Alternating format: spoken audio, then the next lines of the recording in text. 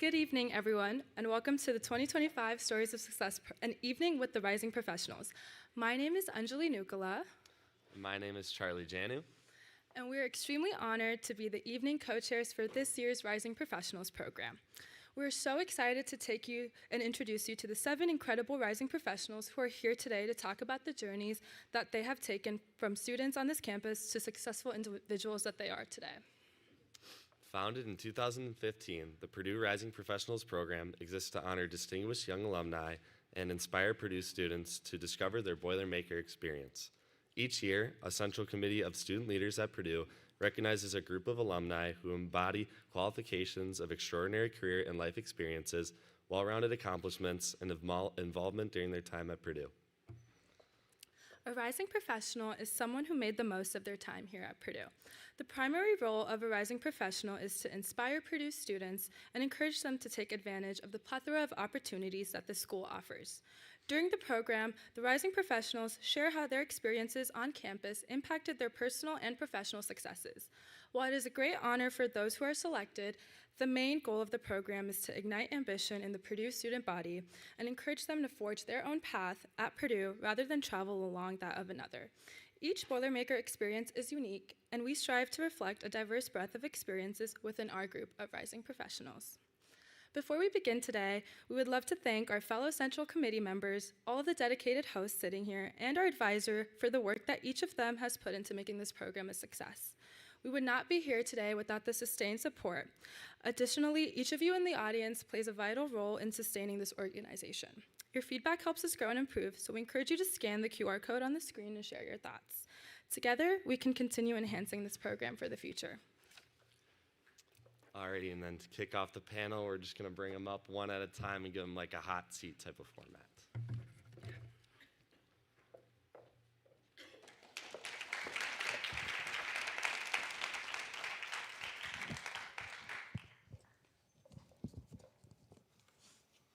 Alrighty, so to begin, we'd like to introduce our first rising professional, Elena Filosa.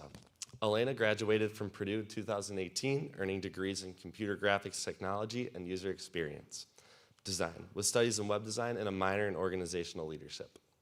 During her time at Purdue, she was heavily involved in Women in Technology, the Purdue User Experience Design Club, and several mentorship initiatives. Elena currently works at Microsoft as a senior technical program manager, where she leads the design and development for product launches. Outside of work, she's a sports enthusiast and a dedicated varsity volleyball coach. Let's welcome Elena to the hot seats.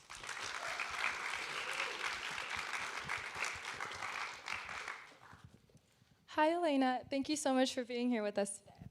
Your journey has taken you from research and internships to a leadership role at Microsoft. What pivotal decisions or moments helped you transition from student life to a career in technology? Yes, well, first of all, I'm so happy to be here. Thank you for picking me and letting me be a part of this program. When I think back to the transition from college to career, there's a lot of like new learnings that you have. I will say, like professionally, I felt really prepared, right? Like I think that the UX program and like the background that I had in CGT really helped me feel set up for success. But there's a lot of like personal learnings that you have. Like you get your first paycheck, right? And you have to figure out like, what do I do with this? And so learning about like financial advisors and just like learning those personal skills and like how to manage your life outside of work, I think is really important. I tried to find opportunities to get involved wherever I was, and so I've lived in Austin and Seattle and now in Fort Wayne, Indiana, and I try to stay really involved in that community. So I coach. I spend a lot of my time with high school girls coaching volleyball. I get to work with my nieces, and so that's a super special thing for me. That's where a lot of my time goes. But then also just like staying active and finding your own personal hobbies outside of that, right? Like you are surrounded by such a large community of people that have such similar interests to you, and as you become an adult, like you figure out how to make friends and how to find people that like you enjoy spending time with. And so like finding that fulfillment outside of just work, I think is what allows you to be a more successful professional because you get the balance. Yeah, it's a great point about how outside of work, I mean, you got to have hobbies to keep learning. Next question we have for you is that many students struggle with uncertainty about their future career paths. Based on your journey, what advice would you give to students who are unsure about what they want to pursue or how to find success in the workplace? I would say that never changes. I think at any point in your career, like none of us can tell the future. None of us know exactly what we want. And like we had a talk yesterday where each of us discussed like, what did you set out to do? What changed? And like pretty much all of us like changed our majors, had some type of like big pivotal life experience where what we thought was going to happen and where we actually ended up are much different. So like embrace that throughout your whole life. Like change is really the only constant. Things are always changing, whether it be in your personal or professional life. And so being able to like lean in and stay curious about the topics that you're interested in will likely lead to opportunities that can set you up for success. So I guess my advice there would be like, stay curious, and when something piques your interest, like go all in, right? Because the more like depth of knowledge that you have in a certain area, that allows you to like get certain roles and find certain opportunities that make you more specialized than maybe some of the other people that you're competing against. Thank you so much for that advice. Our last question for you today is about your mentorship and your involvements as a mentor and as a mentee. So how did mentorship impact your journey, and what advice do you have for students or young professionals who are looking to find or become effective mentors? Maybe single-handedly the most important thing that has helped me in my career. I don't think any position that I've gotten I did on my own, right? Like I had connections from professors or fellow colleagues or just friends that I had made over time that kind of helped me along the way. Some of those feel like super formal, like mentorship activities, and some are just like casual conversations where you remember seeing someone one time in this one place, right? So they kind of all look and feel different and serve different purposes. But when you're seeking like an actual mentor, like someone that you look up to and you want to learn from their specific skill set, I think you have to be really intentional about it, right? So there's like people that I work with, for example, that I'm like, oh my gosh, you like crushed that presentation. Like you're so good at public speaking. How did you get so good at that? And so going out of my way to say like, I really appreciate this skill that you have. Can you teach me? And not making it a one-time thing. Like find opportunities to reach out to them consistently. I think the more consistent those relationships are, the more they serve you, right? Because they become more than just, hey, I want to learn this professional skill. Like it turns into friendships. It turns into things that you can lean on throughout your lifetime. And so nobody does anything on their own, right? It's all about the support system that you have. And I'm so grateful for mine for helping me get to where I am today. Yeah, that's great advice. It's clear that mentorship has played a huge role in your success. Well, thank you, Elena, for sharing these wonderful insights and stories with us today. We've just really appreciated learning about your career. Amazing. Thank you all.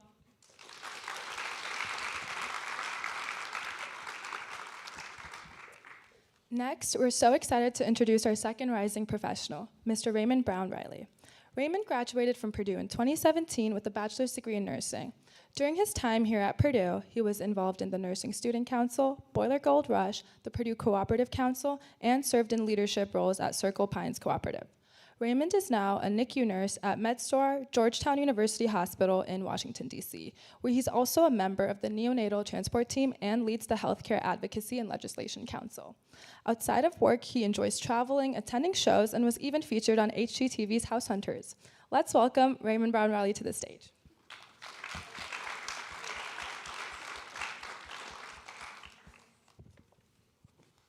Alrighty.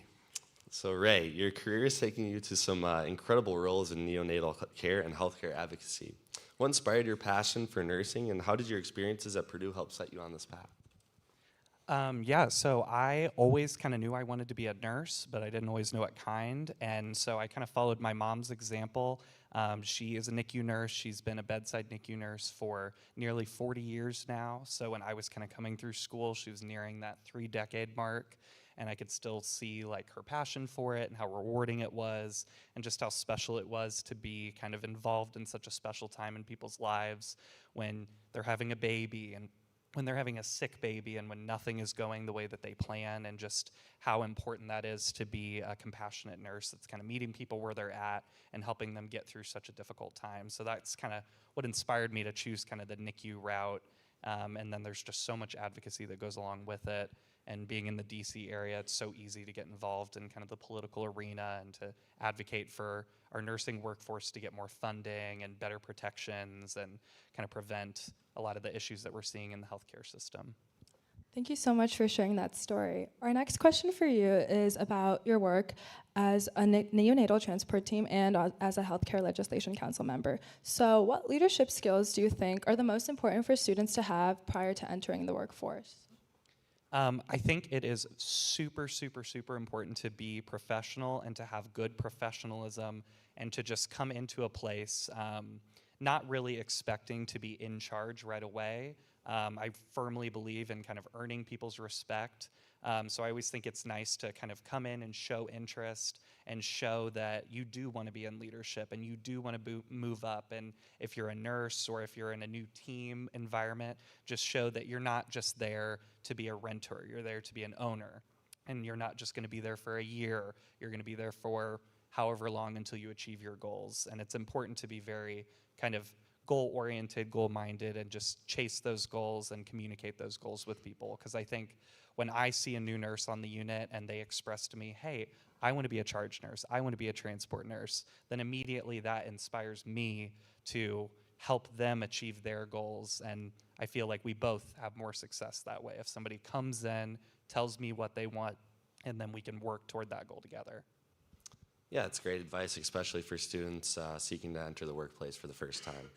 Last question we have for you is, in addition to your nursing roles, you've worked in provider informatics, training healthcare providers on using EHR systems like Cerner.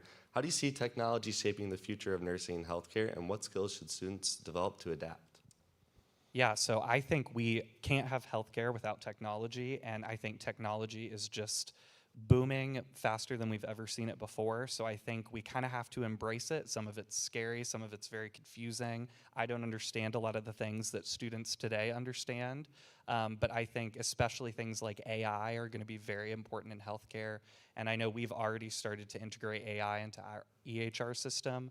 Very cool applications where you can just set a phone down on the table and start having your consultation with a patient and just speak everything into existence, and the AI does the rest of the work. It builds your note for you, schedules your appointments for you, puts in your diagnoses for you, and then we use it a lot now for clinical decision support. So if we have certain diagnoses on a patient chart, or if you chart certain vitals, order certain medications, it'll suggest nursing care plans or specific procedures or different things that you should be doing for that patient based on what's already on the chart. So I just think it's important to kind of embrace those things, be open to change, and be open to kind of new ideas and new ways to do things. Yeah, thank you so much for sharing your perspective on technology's role in healthcare. Thanks for sharing your journey and insights with us, and it's been so wonderful hearing about your work and experiences. That's all we have for you today. Thanks Thank you so again. much. Thank you, everybody.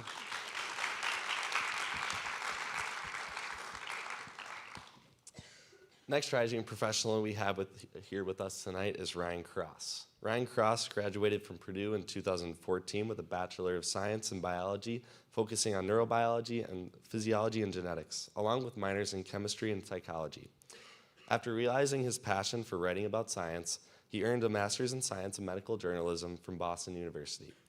Ryan is currently the Senior Science Correspondent at Endpoint News, covering drug discovery and biotechnology. He previously worked as a biotech reporter for the Boston Globe and as an associate editor at Chemical and Engineering News. His award-winning work includes coverage of COVID-19 vaccines and emerging drug therapies. At Purdue, Ryan was actively involved, serving as the president for both the Purdue Science Student Council and Alpha Lambda Delta Phi Eta Sigma. Originally from Fishers, Indiana, Ryan now lives in Cambridge, Massachusetts. His favorite Purdue memories include attempting to study at the Union or Grey House Coffee, only to be distracted by friends passing by. Please join me in welcoming Ryan Cross to the stage.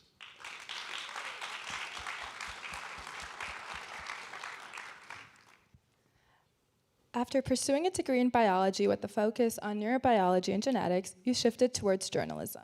How did your experiences at Purdue, whether in the classroom, with professors, or through extracurricular activities, help shape your career path?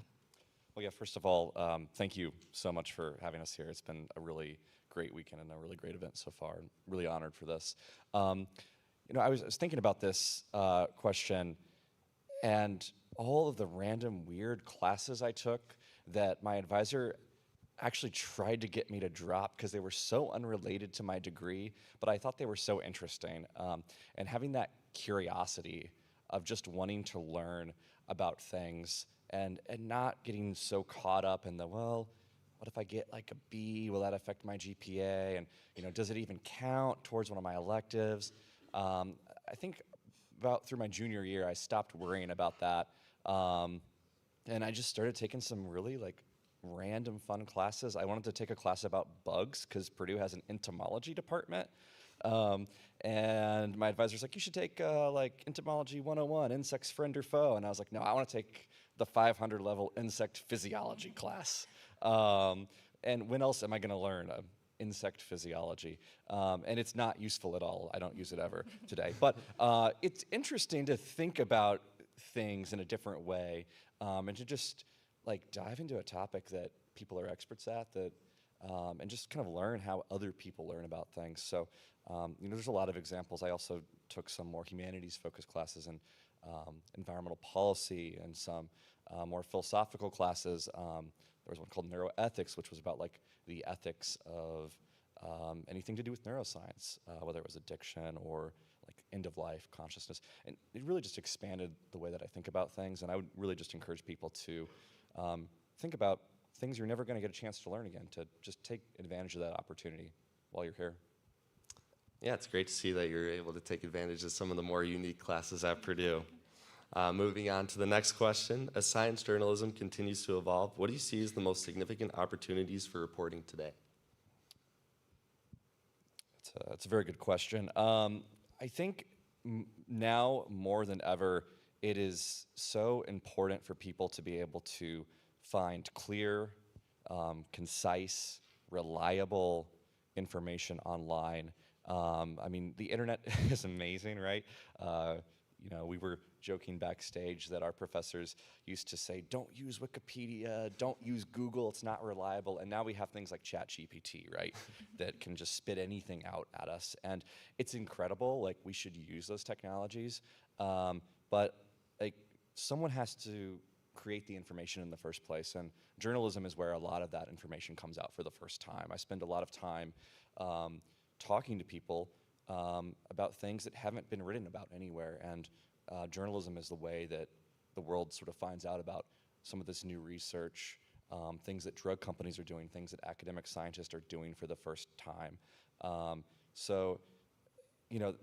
think that really this is what journalism has always been, is providing that information for people, but I think it's more important now than ever. So that's my little plug for everyone. And on top of your classes, it's good to find a newspaper or magazine or website that you just like to check every day, and just get in the habit of reading news and seeing how other people talk and write about what's going on in the world. That's a really interesting perspective about journalism. Thank you so much for sharing that. So thinking back to the start of your career, what were some of the biggest challenges you faced when you first started working as a science journalist, and how were you able to overcome them?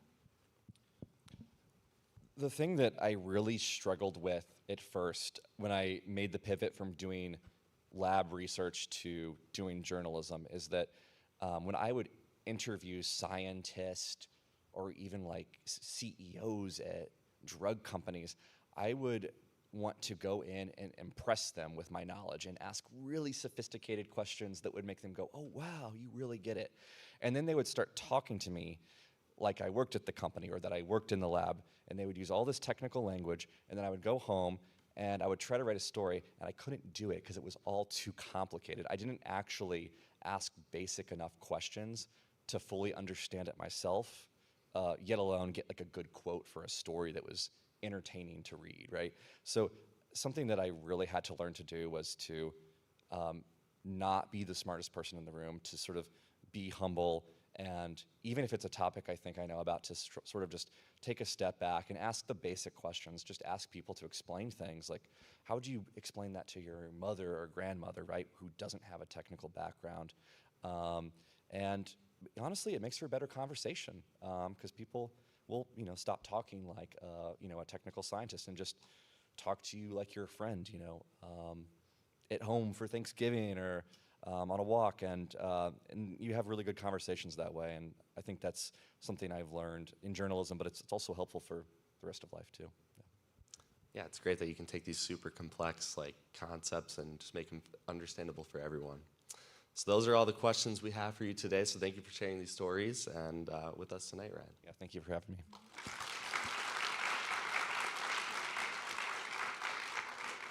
Next, we're excited to introduce Morgan Bolander, a proud Purdue alumna and portfolio marketing lead at Corteva AgriScience.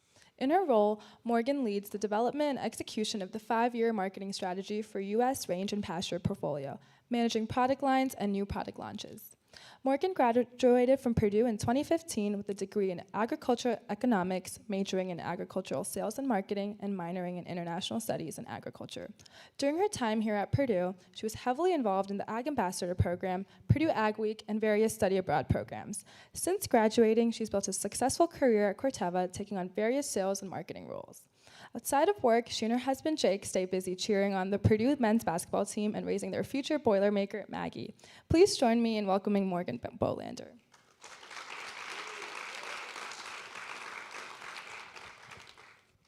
Welcome, Morgan. Our first question for you is, you were heavily involved in several Purdue programs during your time on campus. Yes. Was there a particular experience or mentor that made a significant impact on your career choices? Yes, for sure. So actually, the role that I'm currently in, so it's actually my first manager that I had at Corteva once I graduated from Purdue. So it was in my sales territory role in Central Illinois. That was, I could not have been paired with, put on a better team, had a better first manager to really set my career off on a good path. That person has since become a mentor to me after I no longer work for that individual or on his team, but again, has become a mentor. And actually, the role I'm in currently as my portfolio marketing lead role, I did not believe in myself that I could do that role, could fulfill that role when it was presented to me as an opportunity. And so I actually, though, called that first manager that I had and was like, hey, what do you think about this? Like, I don't know that I'm cut out for this, right? And, he just, again, reminded me, like, Morgan, if they didn't think you could do it, they wouldn't have presented it to you. And I've seen what you're capable of. I know you can do it, so on and so forth. And actually, earlier today, one of the other rising professionals in a panel shared a quote, something along the lines of, like, just be you because everybody else is taken, right? So he kind of reminded me, like, hey, they didn't offer this to anybody else. They offered it to you because, they see something in you that this can be fulfilled, right? You can do it. So that's definitely, in this particular role, I've been able to see and experience so much within Corteva that I'll really carry throughout the rest of my career. Whether Corteva, beyond, whatever. And so I'm super thankful to that particular mentor of mine for believing in me when I didn't really necessarily believe in myself. Thank you so much for sharing your story about your inspirational mentor and how they impacted you. So, Morgan, our next question for you is, how did those study abroad programs that you were able to complete during your time at Purdue shape your perspective and contribute to your career in agricultural marketing? Yeah, so first I definitely caught a travel bug, permanent travel bug from those study abroad experiences. Any of you that maybe have done that? That was my first time out of the country, was one of those study abroad experiences as an incoming freshman here at Purdue. And so that's, again, carried on throughout, and we really enjoy traveling, Jake and I do. So, but in terms of personally, there is nothing like again, I had never left the country. I'd never really left Indiana before I went to Costa Rica on the first study abroad program that I participated in. And just to be able to see, like, okay, I knew, like, there's more, like, the world is bigger than Indiana, the United States, whatever, right? But to truly see that and experience it firsthand through these study abroad programs was just an invaluable learning as a young person, living a pretty comfortable life, right? Like here, and especially the Haiti service learning study abroad experience that I had, like, holy smokes. Being able to see people that, like, all the odds are against them, right? Like, every aspect of their life is challenged, but yet they are some of the happiest, most giving that you've ever met, or that I've ever met. And that was, again, just something truly inspiring and really helped me kind of grow up as a young person, being able to see that, yeah, the world is much bigger than me, and that's a good thing to learn. So. Yeah, it's a great example of how these international experiences can leave a lasting impact. The last question we have for you is agriculture and marketing are both rapidly evolving industries. How do you stay ahead of trends and ensure your strategies remain innovative and effective? Yeah, so thankfully, with working at Corteva, we have a number of resources at Corteva to help me do this, to help my team do this. The first is the team that I work on, right? Like, it's not just up to me to stay on top of all these things. We actually have like a marketing excellence department. We have market research department that, again, it's kind of their main jobs and tasks to kind of take care of those things for the various businesses, portfolios that exist at Corteva. And I am forever grateful to those people and those functions of our organization, as I think is a good learning for me that you don't have to know it all. You shouldn't know it all. You should never think that you know it all, right? As that's really detrimental or can be detrimental to progress and growth. And so I'm very fortunate to work on a fantastic team, have a number of amazing resources at Corteva to tap into to stay on top of innovation and trends, and yeah, especially agriculture, which is an ever-changing and evolving industry. Well, that's great advice, and it's great to hear about your experience at Corteva. Thank you so much, Morgan, for sharing your journey and the valuable lessons that you've learned along the way. It's been so wonderful hearing about your work and your impact on the agricultural industry. That's all the time we have for you today. Thanks again.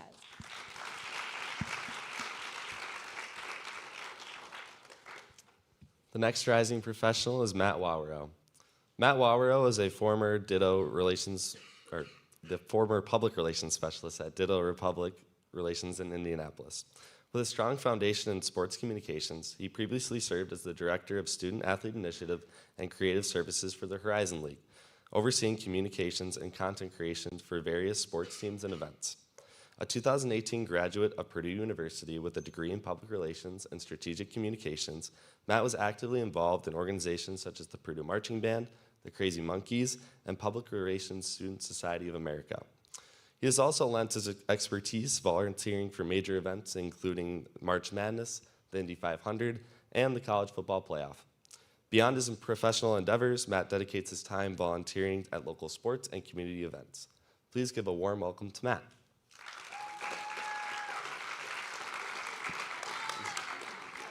Oh, scared me. Matt, working with the Horizon League gave you the opportunity to lead various student-athlete initiatives and creative projects. How did these experiences shape your approach to communication? Yeah, thanks. And also, thanks for being here. This is so fun. I would say working at the Horizon League, one thing that I learned very quickly is tailoring your message for your audience. So college athletics, especially what I was doing, working directly with student athletes, one day or one moment you'll be talking to student athletes, sending an email to them, so college students very much the same age as you guys. And then also the next email might be going to the president of a university. So obviously the messaging's a little different, but it's still the same message that you're trying to get out. So just finding the best way to be concise and straight to the point so that people understand what you're trying to say, but actually read your email. Yeah. Yeah, definitely a great skill tailoring to your audience there. Next question we have for you is, Purdue has been a big part of your journey from your involvement in the Purdue Marching Band and the Crazy Monkeys. Looking back, how did your time at Purdue set the foundation for your career and personal growth? Yeah, I actually have a new answer to this just based on my day-to-day and getting to see all the groups. I think it's been a culmination of like who I am today. I was in an improv comedy group when I was here, and I feel like I get to use that skill a lot. I was in the marching band, and that like has a lot of transferable skills of like showing up on time, working with an ensemble, getting used to being a part of a team, and knowing your role in that team. So I would say Purdue just prepared me for all of the ways that adulthood will throw you loops and curves. I think here, all of you guys probably understand, like, Purdue is a very hard place to go to school sometimes, and so is work.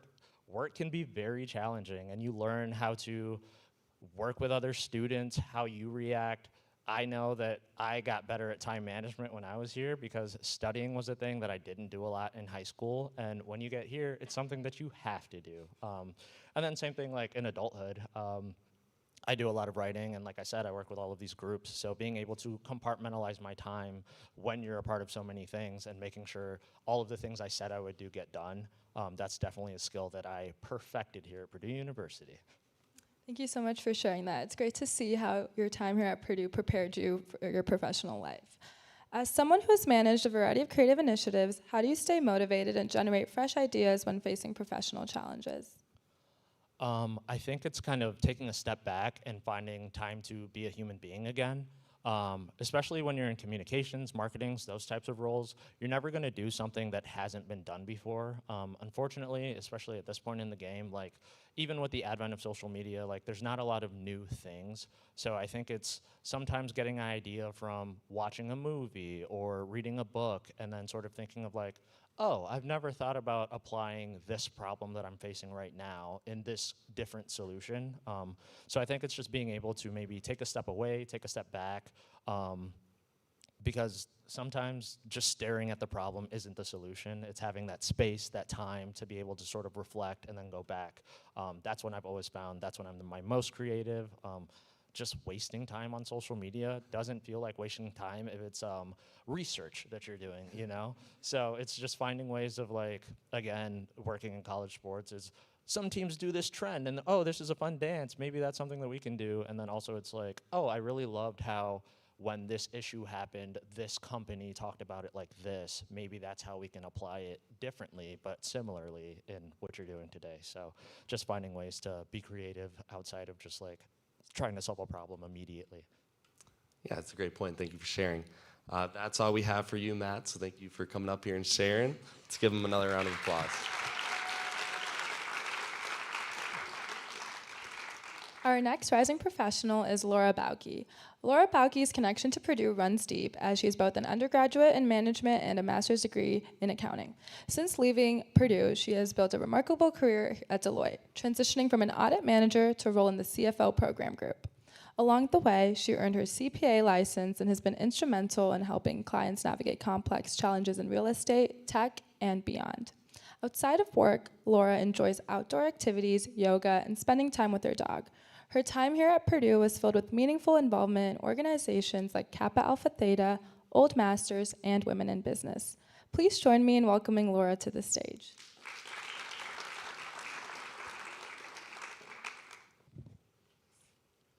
Alrighty, so the first question, balancing a demanding career and personal passions can be pretty challenging. How do you maintain a healthy work-life balance?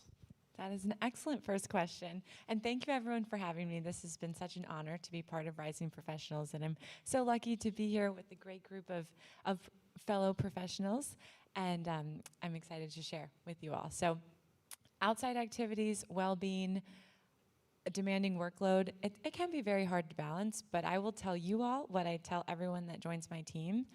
The only person that is responsible for their well-being and cares about it, like you will, is you. So you need to take the ownership and the accountability to make sure that you're taking care of yourself first. You can bring your best self to work if you really take the intention on of taking the time off of work and making sure that you're pursuing passions and things that you enjoy. With that, it's not always a guaranteed. You need to make sure you develop a strong brand and you have a solid reputation. But once you do that, I think it's a really cool way to integrate flexibility into your life and pursue passions outside of work that, for me personally, kind of hit the intersection of well-being plus constant growth and learning. So examples of that, my husband and I got very into sailing in the last few years. I personally didn't know anything about it, and I really wanted to make sure I was integrating learning into my life, but also using that as an opportunity to have some fun and get out of the workplace, but still grow in the meantime, which is amazing. That's a wonderful outlet. I know you mentioned in my intro, I enjoy things like hiking. We set a goal to do a sprint triathlon this year. So trying to continually push ourselves, but it's kind of overwhelming to do that in work all the time. So it's nice to have a nice outlet that then helps you become stronger, more mentally tough, and bring that back to the workplace too. Work-life balance is so important, and it's so amazing to see how you incorporate that into your life and as well as within your teams. Reflecting on your time here at Purdue, what lessons or experiences during your involvement in student organizations such as Kappa Alpha Theta and Old Masters have been most impactful in shaping your career? Well, I would say serving as the CFO of Kappa Alpha Theta was very serendipitous to working in the CFO program now. So that's a nice synergy there. I will say in my time at Purdue, I tried to do something within my business school and then also outside for fun as well. And some advice I gave this morning was, I think it's really important to be well-rounded, but also seek out leadership positions in those organizations, because that's really what you can take away and bring onto your career. You have a lot of demands on your time, and that's another big takeaway as well, is how you manage all your priorities. But the opportunity in Theta to have leadership positions and develop that skill, communication. In Old Masters, really learned a lot about executive presence, the value of mentorship, and just the ability to put yourself in new situations and have to rise to the challenge.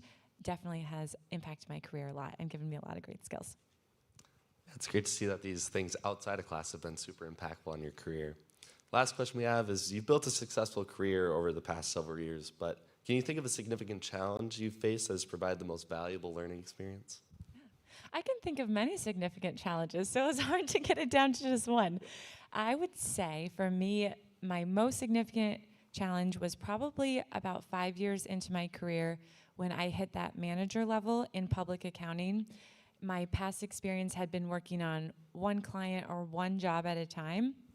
And thankfully, my Purdue experience of having a lot of priorities to manage at once and being involved in a lot of things came in handy, because I was assigned to new clients at a higher level. They were looking to me to lead and answer questions that I certainly did not know the answer to.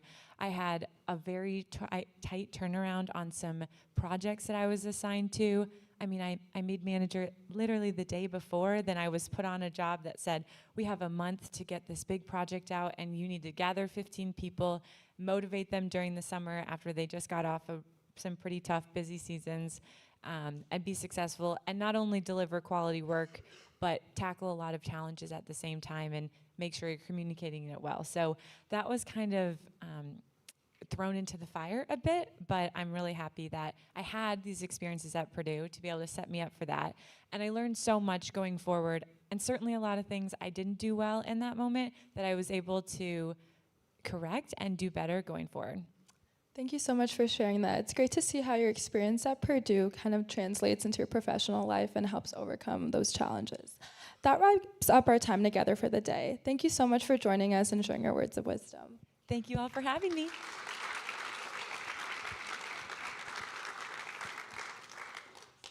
The last rising professional we have with us tonight is Austin Fisher.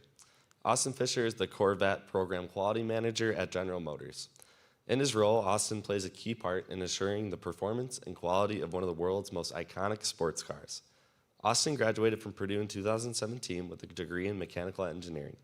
During his time at Purdue, he was actively involved in the Pi Kappa Alpha fraternity and participated in the Purdue engineering term abroad in Shanghai.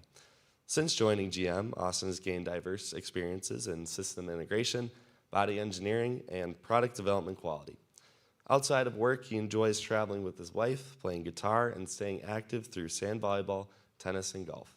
Please join me in welcoming Austin to the stage.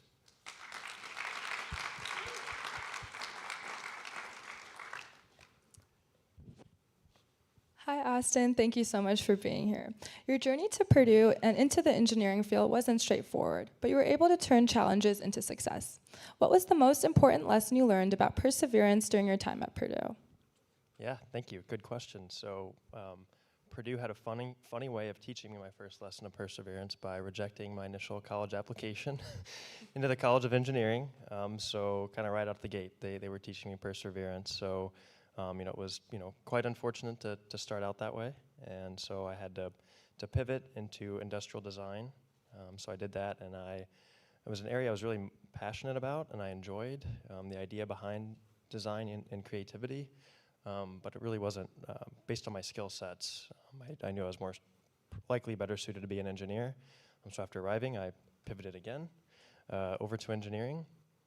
And it wasn't a smooth road ahead around grades and a lot of initial setbacks. And I think a big part of that and a big lesson Purdue's taught me is about finding your grit. And it's really a combination of passion and perseverance. So passion being, what am I excited about? What motivates me? Why do I do this every single day? And when you have those initial motivators, I think it's easier to find perseverance, to find that extra effort, that extra gear to push forward. And I'm thankful for Purdue for teaching me that. Yeah, thank you for sharing. Grit's definitely something that's important to learn. So for the next question, your role at General Motors involves a variety of high-level responsibilities. How do you approach problem solving and innovation in such a dynamic, fast-paced industry? Yeah, good question. I think in terms of big picture problem solving, you got to ask yourself first, who's the end customer? What's the benefit of this project? Am I helping all of humanity? Am I helping the major company? And asking the big picture to be able to answer those smaller detailed questions. So I think it's about thinking big first and then breaking it down into individual problems to solve. And I think you're at one of the best places on earth to teach you problem solving.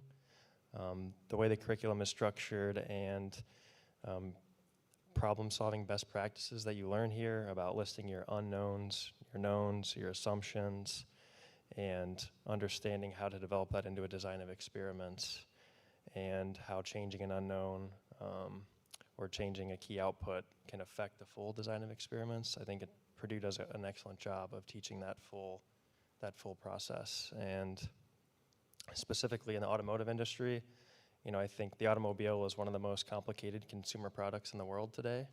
If you think about the infotainment system, you can now watch videos on it. There's a Play Store, you can download apps, you can use it as a navigation device. You can control things like your engine exhaust, your shift points, your chassis controls, all in this little device. Then you step back a bit further, and it also is a 14-speaker surround system inside the car in a two-seater Corvette. And it has to be, the occupant needs to be comfortable. So we have air conditioning and heating for you to adjust. It needs to be safe, so we have seat belts and airbags, and the overall driving experience needs to be pleasant. And so, kind of a part of that, there are, and not only that aspect of it, but the car needs to, the Corvette the ZR1 goes over 230 miles per hour, and exceeds 1.8 Gs in the corners, acceleration and braking, and it needs to survive in places as hot as 120 degrees Fahrenheit and as cold as negative 40 degrees Celsius. So there's a lot of components that need to survive in a lot of different environments and different ways. And I think the big lesson learned in a car like Corvette, we have over 1,000 engineers that bring it to life. I think it's about finding the teamwork and all the different technical areas and technical experts to solve some of those major problems. Thank you so much for sharing about your approach to problem solving and how it applies to your work. There are many different engineering fields that are offered here at Purdue. What inspired you to pursue mechanical engineering specifically, and how did you decide on your current career path at General Motors? Yeah, so when I was a kid growing up, I was one that had posters on my bedroom wall of all different types of sports cars, right? From all different makes, all different countries. And ever since I was a kid, I've always loved sports cars. And growing up, there were video games when I was growing up, so I'm not that old. And I always loved the video games with the new cars and racing games. And so ever since I was a kid, I was always passionate about sports cars. And I had a feeling, that was something I wanted to do one day when I grew up. And I felt, I'd either do so as an engineer or as a creative designer, which, obviously I ended up in engineering, but I dabbled with design for a little bit. And then why General Motors? There's really two main reasons. The first one of my high school teachers, he taught engineering and mechanics at our high school for over 35 years, and he only drove General Motors cars. He owned several Corvettes, so I figured he probably knows a thing or two. And then on my 17th birthday, he walked up to my desk with the keys to a C5 Corvette, and he said, "You want to take it for a ride?" And I was like, "Of course." So I did. I don't think I went above 10 miles per hour because I was so nervous, but I absolutely loved it, and I've kind of been hooked on Corvette and General Motors ever since. And then the second part of it is my freshman year at the Industrial Roundtable Career Fair was the first time I saw a seventh generation Corvette, like with my own eyes for the first time. And I was like, you know, you could, looking at the car and where the history of Corvette had been the past generations, you could start to tell the tide was turning for the Corvette in terms of its design and the type of customers it was, you know, trying to compel to. And I really wanted to be a part of that change, and now I get to live my childhood dream every day and do that on the 8th generation Corvette. Yeah, it's super inspiring that you've been able to chase this dream since you were a kid. It's been great learning about your career path. That's all the time we have for you today, so thank you again, Austin. Thank you.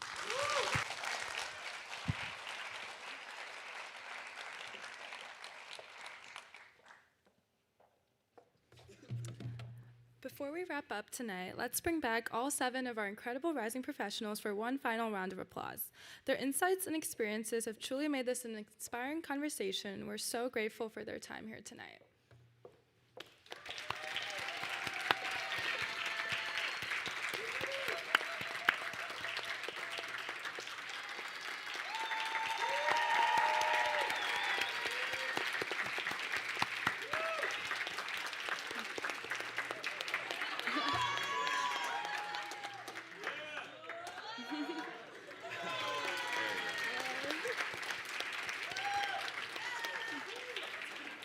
With that, we want to thank our rising professionals once again for sharing their journeys with us. We hope their stories have encouraged each of you to embrace your own unique Boilermaker experience. Don't forget to fill out the feedback form right there on the screen so we can continue making this event impactful for years to come. Thank you so much again for being here tonight, and I hope you have a great night. Thank you. You